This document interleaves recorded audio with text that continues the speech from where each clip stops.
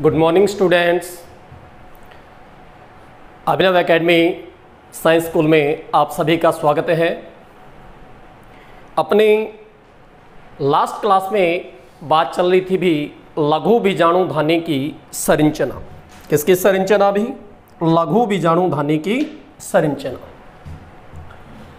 लघु बीजाणु धानी की संरचना में अपने लास्ट क्लास तक ये बात की थी कि लघु बीजाणु धानी की संरचना में दो भाग होते हैं। एक तो लघु बीजाणु या परागकोश भित्ति, लघु बीजाणु धानी भित्ति या परागकोश भित्ति, और दूसरा क्या भी बीजाणुजन ऊतक। अपने लघु बीजाणु धानी भित्ति या परागकोश भित्ति के बारे में कुछ चर्चा की थी, जिसमें अपने देखा था कि लघु बीजाणु धानी भित्ति जो है या परागकोश भित्ति जो है उसमें बाहर से अंदर की ओर 4 परतें पाई जाती है। कितनी परतें पाई जाती है? भी 4 परतें पाई जाती है। सबसे बाहर वाली परत जो है उसको कहा था अपने बाह्य त्वचा या एपिडर्मिस।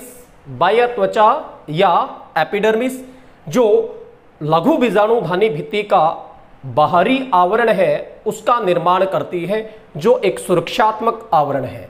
उसके बाद अपने बात की थी 2 नंबर पे एंडोथीसियम या अंतस्थीसियम, और तीसरे नंबर पे बात की थी अपने मध्य परत या मिडिल लेयर। मध्य परत या मिडिल लेयर।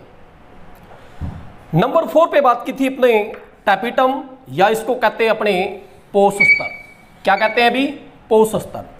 टैपिटम के ऊपर अपने चर्चा कर रहे थे कि टैपिटम क्या है? परागकोश भित्ति या लघु बीजाणु धानी भित्ति की सबसे भीतरी परत, सबसे भीतरी परत। इसकी कोशिकाएं जो होती हैं ये आकार में बड़ी होती हैं। इनका जीव द्रव्य जो होता है वो सघन होता है। केंद्रक जो होता है इसमें सुस्पष्ट और बड़ा होता है। अब ये जो परत है इसकी कोशिकाएं, देखिए अभी मैंने बात की है कि इसमें एक बड़ा और सुस्पष्ट केंद्रक पाया जाता है। लेकिन क्या होता है कि ये जो केंद्रक है ये एंडोमाइटोसिस क्रिया द्वारा या फ्री न्यूक्लियर डिवीजन द्वारा, मुक्त केंद्र की विभाजन द्वारा या अंतःसूत्री विभाजन द्वारा यह केंद्रक विभाजित होकर बहुसंख्यक केंद्रकों का निर्माण कर लेता है, जिससे ये टैपिटम की कोशिकाएं जो होती है ये मल्टी न्यूक्लियर हो जाती है। कैसी हो जाती है? मल्टी न्यूक्लियर या बहुकेंद्र की हो जाती है। टैपिटम जो है ये मुख्य परत इसलिए है क्योंकि ये बीजाणुजन ऊतक और लघु बीजाणुओं को पोषण प्रदान करती है। क्या प्रदान करती है? पोषण प्रदान करती है, इसलिए इसको पोष स्तर भी कहा जाता है। अब जो ये टैपिटम है ये हमारे लिए काफी इंपॉर्टेंट है भी, यहां से प्रश्न पूछे जाते हैं। यहां से प्रश्न पूछे जाते हैं। बात करते हैं अपने टैपिटम की। तो देखो विद्यार्थियों, टैपिटम जो है ये 2 प्रकार की पाई जाती है। सबसे पहले इसके प्रकारों की ही चर्चा करते हैं, फिर इसके कार्य की बात करेंगे भी इसका कार्य क्या होता है। तो टैपिटम जो है इसके प्रकार देखते हैं। टैपिटम जो है उसके प्रकार कौन कौन से हैं? आवर्तबीजी पादपों में टैपिटम जो होता है ये 2 प्रकार का होता है। ये टैपिटम परत जो है ये 2 प्रकार की पाई जा सकती है। पहले प्रकार की अपने बात करें तो पहले प्रकार का नाम है भी अमीबीय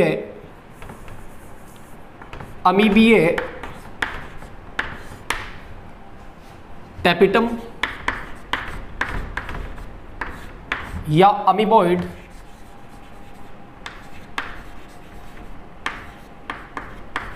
टैपिटम। अमीबीय टैपिटम या अमीबॉइड टैपिटम।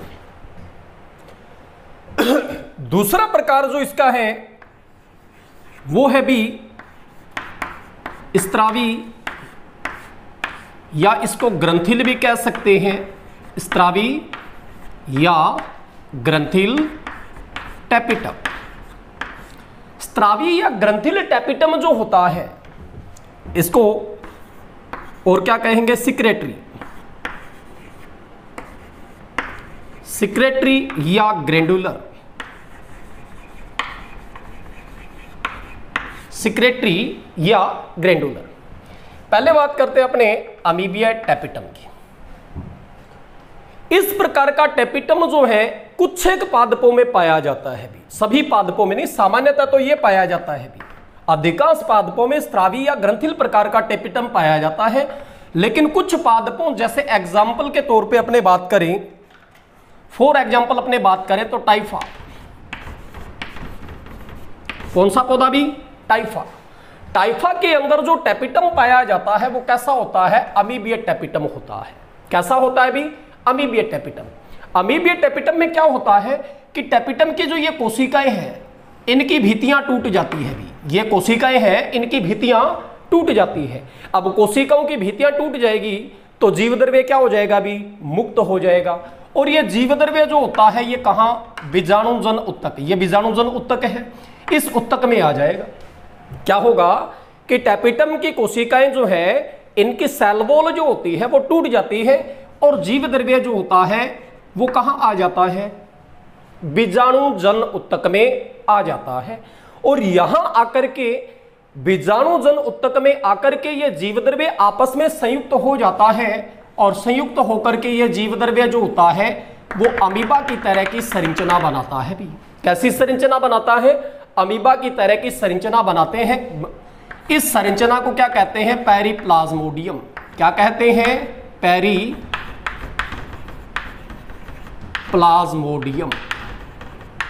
क्या कहते हैं भी, पेरिप्लाज्मोडियम।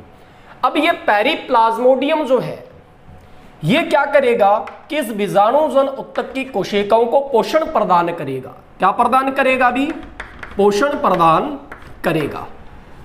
तो पेरिप्लाज्मोडियम या अमीबा के समान संरचना बन जाती है जो बीजाणुजन उत्तक को पोषण प्रदान करती है। इस प्रकार के टैपिटम को क्या कहते हैं, अमीबिया टैपिटम। क्या कहते हैं भी, अमीबिया टैपिटम।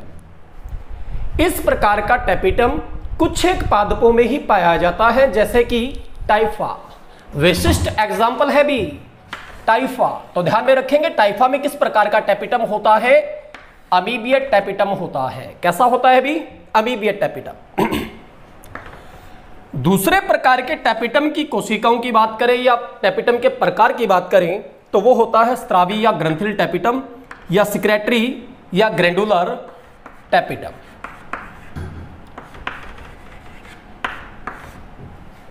स्त्रावी या ग्रंथिल टैपिटम जो होता है इसका काम क्या होता है, किसमें पाया जाता है। तो देखें भी सामान्यतः या यूं कह दें कि अधिकांश पादपों में, इसमें भी अधिकांश पादपों में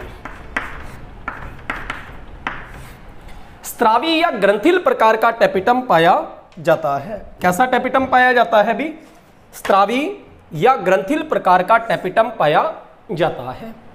इस प्रकार के टैपिटम की खासियत क्या होती है कि यह टैपिटम जो होता है इसकी कोशिकाएं पोषक पदार्थों का स्रावण करती है।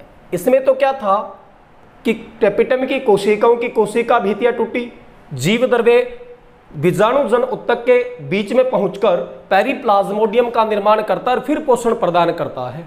लेकिन जो सिक्रेटरी या स्त्रावी या ग्रंथिल या ग्रैंडुलर टैपिटम जो होता है वो क्या करता है कि पोषक पदार्थों का स्रावण करता है। किसका स्रावण करता है, पोषक पदार्थों का स्रावण करता है, जिससे बीजाणुजन उत्तक की कोशिकाओं को पोषण प्राप्त होता है और वो बीजाणु जनन के द्वारा लघु बीजाणुओं का निर्माण करती है। अब जो ये टैपिटम है उसके कार्यों की बात करें, कार्य आपके लिए इंपॉर्टेंट है भी, कार्यों से प्रश्न पूछे जाते हैं। यानी 1 नंबर का जो प्रश्न बनता है, छोटा प्रश्न, वो यहीं से बनता है। और यहाँ पे जब आप टैपिटम के कार्य पढ़ लेंगे तो इसका मतलब आगे आने वाले कुछ टॉपिक में इनसे संबंधित जो तथ्य आएंगे वो आपके क्लियर हो जाएंगे भी। तो अभी आपकी हेडिंग क्या होगी, टैपिटम के कार्य, टैपिटम के कार्य, वर्क ऑफ टैपिटम। अब टैपिटम जो है इसका कार्य क्या है? सबसे पहला कार्य तो होता है टैपिटम का पोषक पदार्थों का स्त्रावण करना। और इन पोषक पदार्थों से किसको पोषण मिलता है भी? बीजाणुजन उत्तक को। तो टैपिटम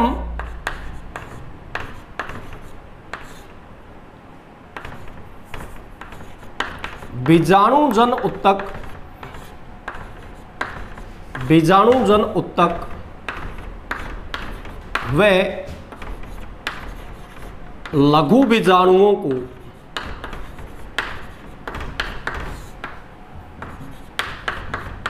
पोषण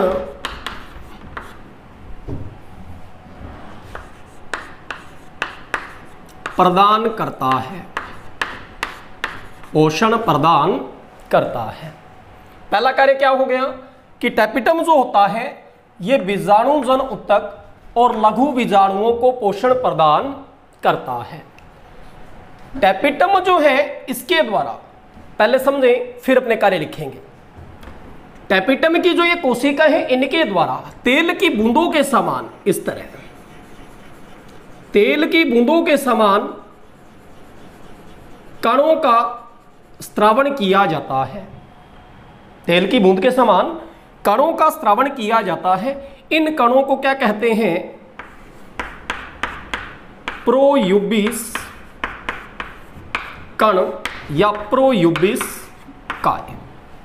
तो टैपिटम की कोशिकाएं प्रोयूबिस काय का स्त्रावण करती है। अब ये प्रोयूबिस काय जो है इनके चारों ओर एक पदार्थ जमा हो जाता है भी, एक पदार्थ जमा हो जाता है। और ये पदार्थ कौन सा है भी? स्पोरोपोलेनिन। कौन सा भी? स्पोरोपोलेनिन।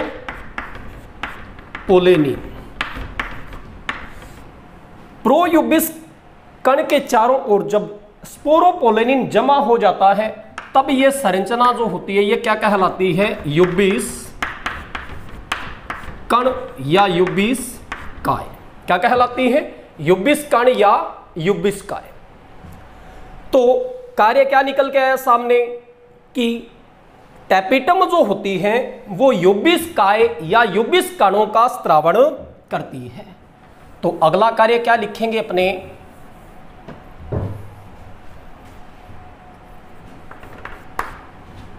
यह यूबिस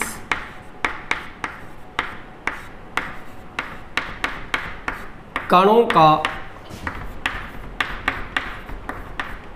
स्त्रावण करती है।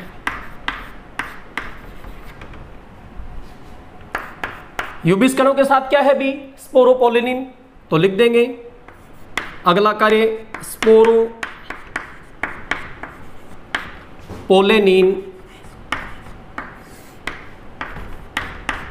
का स्त्रावण।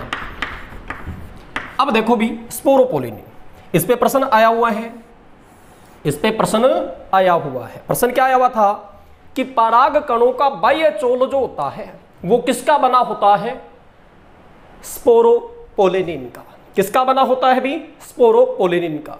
स्पोरोपोलेनिन जो है अब तक का ज्ञात ऐसा पदार्थ है जिसका भौतिक और जैविक विघटन नहीं होता।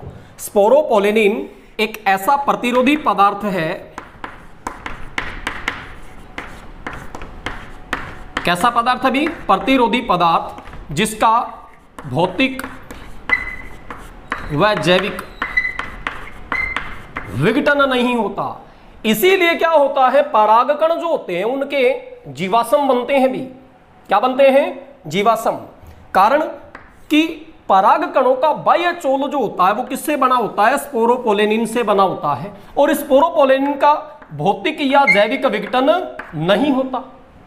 भौतिक या जैविक विघटन नहीं होता, इस कारण से परागकण जो होते हैं वो संरक्षित रहते हैं, या यूं कह दें कि उनके जीवाश्म बनते हैं। क्या बनते हैं भी? जीवाश्म। तो परागकणों का बाह्य चोल जो होता है वो किससे बना होता है? स्पोरोपोलेनिन से बना होता है। इस तथ्य को विशेष करके आप ध्यान में रखेंगे। अगला कार्य है भी टैपिटम द्वारा कैलेज एंजाइम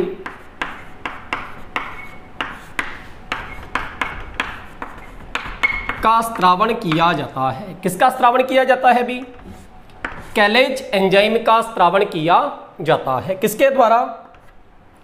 टैपिटम के द्वारा। अब कैलेज एंजाइम क्या है? आगे अपने लघु बीजाणु जनन की प्रक्रिया पढ़ेंगे। लघु बीजाणु जनन के दौरान एक लघु बीजाणु मात्र कोशिका में या पोलन मदर सेल में अर्धसूत्री विभाजन से 4 लघु बीजाणु बनते हैं भी। कितने बनते हैं? 4 लघु बीजाणु बनते हैं। जैसे इस तरह से दिखा दिया मैंने। ये चारों लघु बीजाणु जो होते हैं एक टेट्राड के रूप में, एक चतुष्क के रूप में व्यवस्थित होते हैं और चतुष्क में ये लघु बीजाणु आपस में कैलोज नामक कार्बोहाइड्रेट से जुड़े रहते हैं। किससे जुड़े रहते हैं भी? कैलोज नामक कार्बोहाइड्रेट से। ये कैलेज एंजाइम क्या करता है कि इस कैलोज हाइड्रो को, ये कैलोज जो है कैलोज परत से आपस में जुड़े हुए हैं, इस कैलोज का क्या कर देता है? कैलेज एंजाइम विघटन कर देता है, जिससे टेट्राड के जो लघु बीजाणु होते हैं ये क्या हो जाते हैं भी? मुक्त हो जाते हैं। क्या हो जाते हैं? मुक्त हो जाते हैं। तो आपको ध्यान रखना है कि कैलेज एंजाइम का स्त्रावण कौन करता है? टैपिटम करता है। इसके अलावा टैपिटम कुछ हार्मोनों का भी स्त्रावण करता है भी। हार्मोन का स्त्रावण भी करता है, जैसे IAA, indole 3 acetic acid hormone जो है इसका स्त्रावण भी टैपिटम के द्वारा किया जाता है। इसके अलावा टैपिटम जो है इसके द्वारा एक तैलीय परत जिसे कहते हैं पोलेन किट, क्या कहते हैं? Pollen kit. पोलेन किट का स्त्रावण भी किया जाता है। किसका स्त्रावण किया जाता है? पोलेन किट का स्त्रावण भी किया जाता है। अब ये पोलेन किट क्या है, इसका कार्य क्या होता है, ये बात अपने करेंगे अलग से। इस पे भी एक अलग प्रश्न बनता है कि पोलेन किट क्या है और पोलेन किट के कार्य क्या है। ये अपने जस्ट अभी लघु बीजाणु जनन पढ़ेंगे, उसके बाद पढ़ेंगे। तो ये टैपिटम जो है इसके विभिन्न कार्य हैं भी। किसके कार्य हैं? टैपिटम के। सबसे पहला कार्य क्या हो गया? टैपिटम बीजाणुजन उत्तक व लघु बीजाणुओं को पोषण प्रदान करता है। बीजाणुजन उत्तक और लघु बीजाणुओं को पोषण प्रदान करता है। दूसरा, इसके द्वारा यूबिस कणों का स्त्रावण होता है और इन यूबिस कणों में क्या होता है? स्पोरोपोलेनिन होता है, तो स्पोरोपोलेनिन का स्त्रावण करता है। स्पोरोपोलेनिन है, इसका उपयोग क्या होता है? पराग कण के बाह्यचोल का निर्माण करना। तो पराग कण का जो बाह्यचोल होता है वो स्पोरोपोलेनिन का बना होता है। टैपिटम के द्वारा कैलेज एंजाइम का निर्माण किया जाता, स्त्रावण किया जाता है भी। किसका स्त्रावण किया जाता है? कैलेज एंजाइम का। जो कैलोज नामक कार्बोहाइड्रेट यानी कि लघु बीजाणु जनन के दौरान जो 4 लघु बीजाणु बने होते हैं वो आपस में कैलोज नामक परत द्वारा जुड़े रहते हैं। इस कैलोज परत का विघटन करके इन लघु बीजाणुओं को टेट्राड से मुक्त करवाने का काम कौन करता है भी? कैलेज एंजाइम। इसके अलावा यह हार्मोन जैसे IAA है, इसका स्त्रावण करता है। पोलेन किट का स्त्रावण करता है। किसका स्त्रावण करता है भी? पोलेन किट का स्त्रावण करता है। ये हो गए टैपिटम के कार्य। अब टैपिटम के कार्य के बाद लघु बीजाणु धानी की संरचना में अपने लघु बीजाणु धानी भित्ति तो पढ़ ली है। अब बात करते हैं दूसरे पार्ट की, और दूसरा पार्ट क्या था? बीजाणुजन उत्तक। ये क्या है भी? बीजाणुजन उत्तक। बीजाणुजन उत्तक। लघु बीजाणु धानी भित्ति से घिरे हुए कोशिकाओं के समूह को क्या कहते हैं? बीजाणुजन उत्तक कहते हैं भी। क्या कहते हैं? बीजाणुजन उत्तक कहते हैं। ये बीजाणुजन उत्तक है, इसकी कोशिकाएं पराग मात्र कोशिका, क्या भी? पराग मात्री कोशिका या pollen mother cell, pollen mother cell का कार्य करती है। इस पोलन मदर सेल के अंदर अर्धसूत्री विभाजन या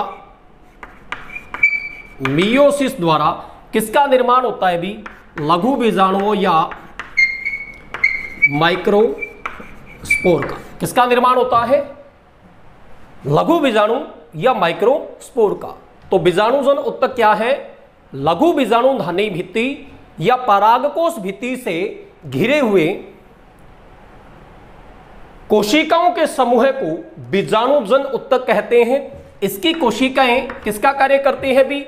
पोलन मदर सेल का कार्य करती है, जो अर्धसूत्री विभाजन द्वारा माइक्रोस्पोर या लघु बीजाणुओं का निर्माण करती है। यह प्रक्रिया क्या कहलाती है? लघु बीजाणु जनन कहलाती है भी। क्या कहलाती है? लघु बीजाणु जनन कहलाती है। अब देखते हैं अपने लघु बीजाणु जनन क्या है। लघु बीजाणु जनन क्या है? तो हेडिंग डालें आप, लघु बीजाणु जनन।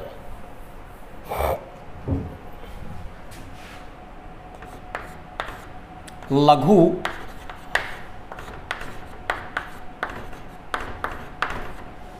बीजाणु जनन। लघु बीजाणु जनन, लघु बीजाणु जनन या इसको कहते हैं माइक्रोस्पोरोजिनेसिस। माइक्रोस्पोरोजिनेसिस,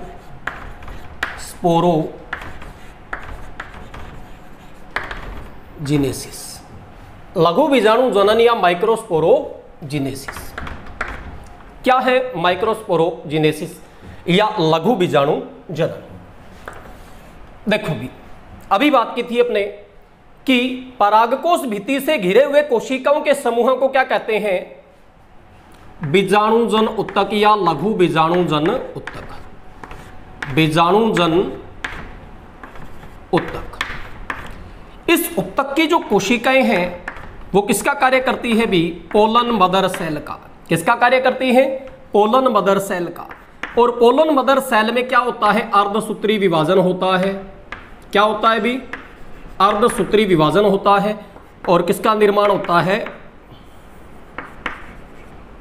माइक्रोस्पोर या लघु बीजाणुओं का। माइक्रोस्पोर या लघु बीजाणुओं का।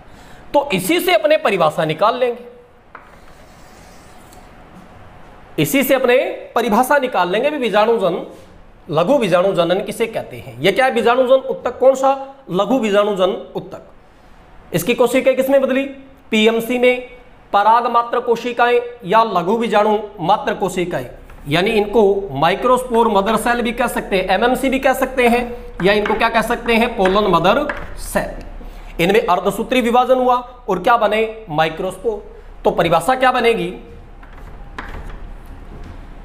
लघु बीजाणु, लघु बीजाणु मात्र कोशिकाओं,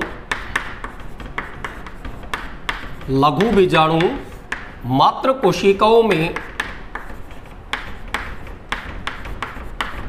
अर्धसूत्री विभाजन द्वारा, अर्धसूत्री विभाजन द्वारा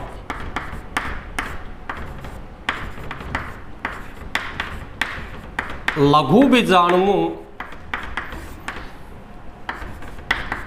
के निर्माण की प्रक्रिया लघु बीजाणु मात्र कोशिकाओं में अर्धसूत्री विभाजन द्वारा लघु बीजाणुओं के निर्माण की प्रक्रिया लघु बीजाणु जनन कहलाती है। लघु बीजाणु जनन कहलाती है। तो लघु बीजाणु मात्र कोशिकाओं में अर्धसूत्री विभाजन द्वारा लघु बीजाणुओं के निर्माण की प्रक्रिया लघु बीजाणु जनन कहलाती है। यह मान लेते हैं अपने पास क्या है?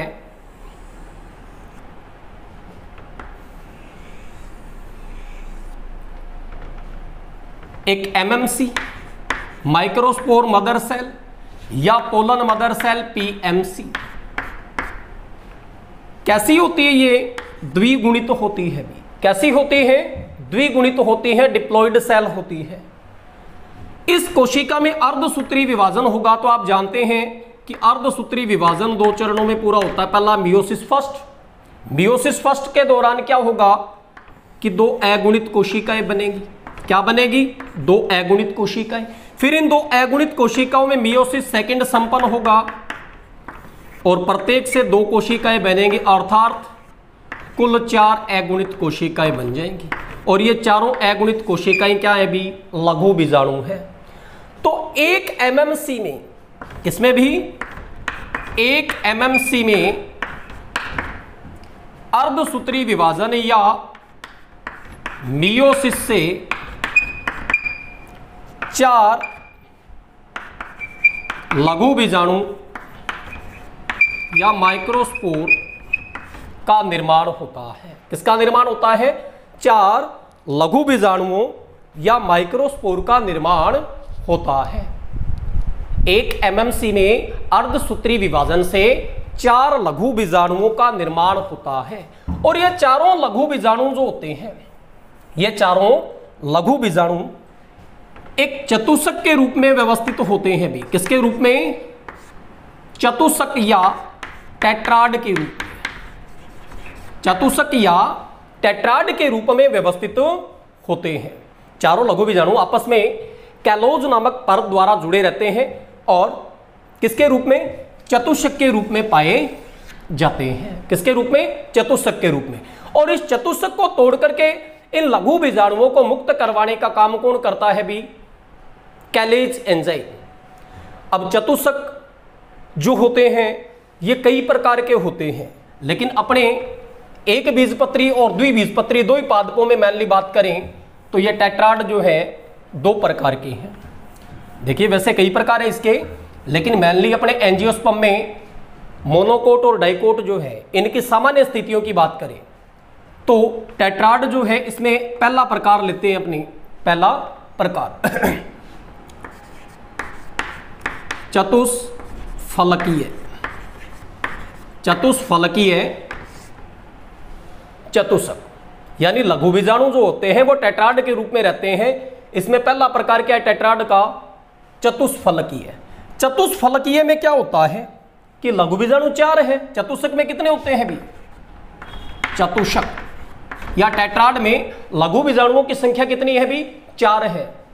और ये 4 जो है लघु बीजाणु ये आपस में एक टेट्राड के रूप में है। तो चतुष्फलकीय चतुष्क में क्या होगा कि 4 जो ये लघु बीजाणु है, 4 जो ये लघु बीजाणु होते हैं ये एक चतुष्क के रूप में, चतुष्फलकीय चतुष्क के रूप में दिखाई देते हैं, जिसमें सामने से देखने पर अपने को केवल 3 माइक्रोस्पोर ही दिखाई देते हैं। चौथे वाला क्या हो जाएगा? इनके पीछे। ये चतुष्फलकीय चतुष्क जो होता है ये पाया जाता है भी डाइकोट में। किसमें पाया जाता है? डाइकोट में या द्विबीजपत्री में पाया जाता है। तो ध्यान रखेंगे चतुष्फलकीय चतुष्क किसमें पाया जाता है? द्विबीजपत्री पादपों में। तो अधिकांश द्विबीजपत्री पादपों में जो लघु बीजाणु जो होते हैं वो चतुष्फलकीय चतुष्क के रूप में व्यवस्थित होते हैं।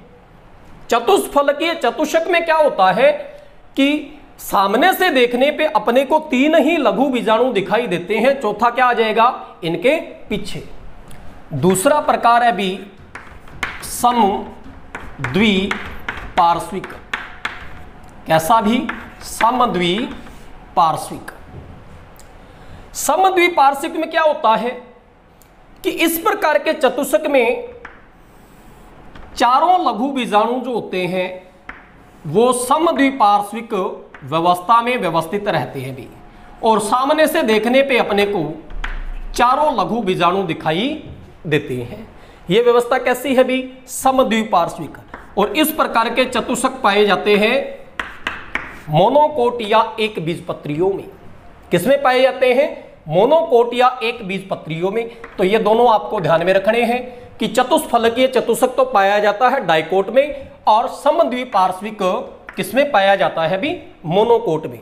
इसके अलावा कुछ अन्य चतुष्क भी हैं जो आपको डायग्राम के रूप में दिखाता हूं। अगला प्रकार देखें तो एक होता है टी प्रकार। कैसा भी? टी प्रकार। टी प्रकार में कैसे होंगे ये लघु बीजाणु? टी की आकृति में व्यवस्थित होंगे। किसकी आकृति में?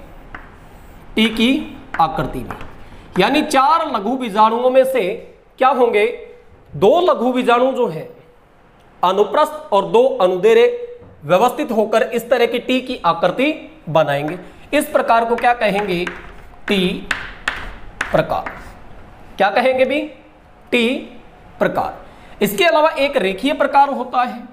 कैसा प्रकार होता है भी, रेखीय या लीनियर। इसमें क्या होता है, चारों लघु बीजाणु जो होते हैं वो एक सरल रेखा में व्यवस्थित होते हैं, एक सीधी रेखा में व्यवस्थित होते हैं। एक अन्य प्रकार और क्रोशित। क्रोशित में क्या होता है कि 2 लघु बीजाणुओं का युग्म जो होता है एक दूसरे के समकोण पर व्यवस्थित होता है, जिससे सामने से देखने पर अपने 3 ही लघु बीजाणु दिखाई देते हैं क्रोशित में। जैसे 2 लघु बीजाणु का युग्म ये हो गया और 2 का ये हो गया। ये 2 तो इस तरह से व्यवस्थित हैं और दूसरे वाले 2 क्या इसके समकोण पर व्यवस्थित होंगे, तो सामने से देखेंगे आपको 3 ही लघु बीजाणु दिखाई देंगे। ये है क्रोशित प्रकार। तो ये अन्य कुछ चतुष्क है भी आपको ध्यान में रखने हैं, 2 ही। वो कौन से भी, एक तो चतुष्फलकीय चतुष्क जो डाइकोट में पाया जाता है, द्विबीजपत्रियों में पाया जाता है, और एक है भी कौन सा, समद्विपार्श्विक जो पाया जाता है एक बीज पत्रियों में। किसमें पाया जाता है, एक बीज पत्रियों में।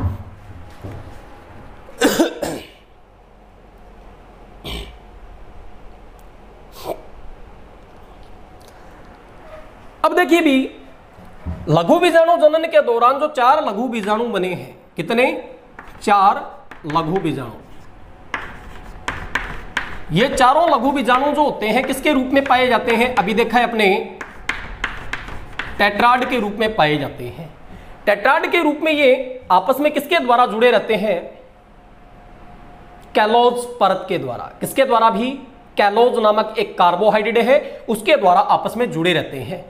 इस कैलोज टेट्राड के अंदर जो कैलोज परत है, कौन सी परत, कैलोज परत।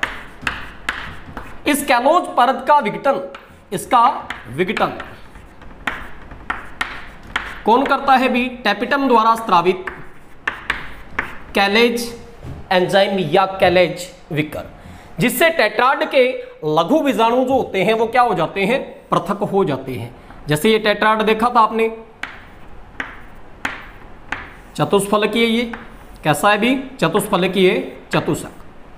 अब इसके अंदर ये चारों लघु बीजाणु जो है आपस में किससे जुड़े हुए हैं, कैलोज परत के द्वारा। किसके द्वारा भी, कैलोज परत। इस कैलोज परत का विघटन कौन करेगा, कैलेज एंजाइम करेगा। कौन करेगा भी, कैलेज एंजाइम।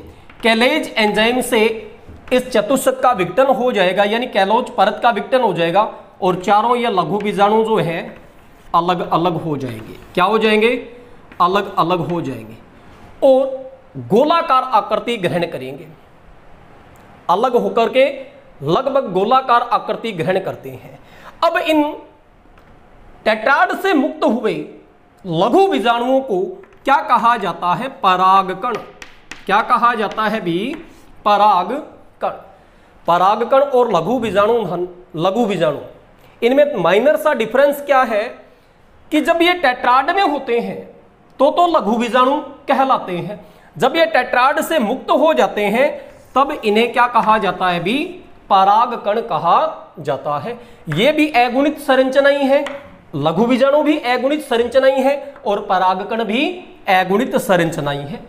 लेकिन जब ये टेट्राड में है तब तो क्या कहलाए, लघु बीजाणु, और टेट्राड से मुक्त होने के बाद क्या कहलाएंगे, परागकण कहलाएंगे। क्या कहलाएंगे, परागकण। तो कैलेज एंजाइम लघु बीजाणुओं को टेट्राड से मुक्त कर देता है। कुछ महत्वपूर्ण बातों में अपने बात करें नोट के रूप में, तो आक कुल जो है, कौन सा कुल भी, एक्सेल्पिडियेसी।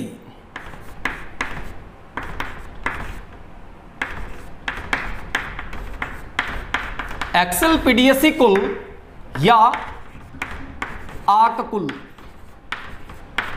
आककुल के पादपों में परागकण या लघु बीजाणु जो होते हैं, परागकण या लघु बीजाणु जो होते हैं, ये एक विशिष्ट प्रकार की संरचना में पाए जाते हैं भी, एक विशिष्ट प्रकार की संरचना में पाए जाते हैं। इस विशिष्ट प्रकार की संरचना को कहते हैं परागपिंड। क्या कहते हैं? परागपिंड। इसमें यह परागकण है भी। क्या है भी? परागकण। तो आककुल के पौधों में परागकण एक विशिष्ट संरचना में पाए जाते हैं। इस विशिष्ट संरचना को क्या कहते हैं? परागपिंड कहते हैं। क्या कहते हैं भी? परागपिंड या पोलिनियम। परागपिंड या पोलिनियम। तो परागपिंड या पोलिनियम किसमें पाया जाता है? आककुल के पादपों में पाया जाता है। किसमें पाया जाता है भी? आककुल के पादपों में पाया जाता है। इसी प्रकार से ड्रोसेरा जैसे पादपों में, कौन से पादपों में? ड्रोसेरा। ड्रोसेरा के अंतर संयुक्त परागकण पाए जाते हैं। इसका मतलब क्या है? ड्रोसेरा एक ऐसा प्लांट है जिसमें लघु बीजाणु चतुष्क जो है वो आपस में संयुक्त हो जाते हैं और संयुक्त परागकणों का निर्माण करते हैं। तो ये दो एग्जाम्पल आप याद रखेंगे कि परागपिंड किस में पाया जाता है? आककुल के पौधों में, जैसे आक में, एक्सेल्पिडियेसी कुल में, और जो ये संयुक्त परागकण है ये पाए जाते हैं ड्रोसेरा में। किसमें पाए जाते हैं भी? ड्रोसेरा में। तो आज की क्लास में अपने इतनी बात करते हैं। कल अपने पराग कोषों के स्फुटन और परागकण की संरचना और नर युग्म कोद्भिद का विकास पढ़ेंगे। तब तक के लिए खुश रहें, मस्त रहें, तंदुरुस्त रहें। सभी विद्यार्थी जो हैं, साथ साथ ये जो चैप्टर आपका चल रहा है इसके हैंड नोट्स बनाएं और साथ साथ स्टडी जारी रखें। धन्यवाद। Have a nice day.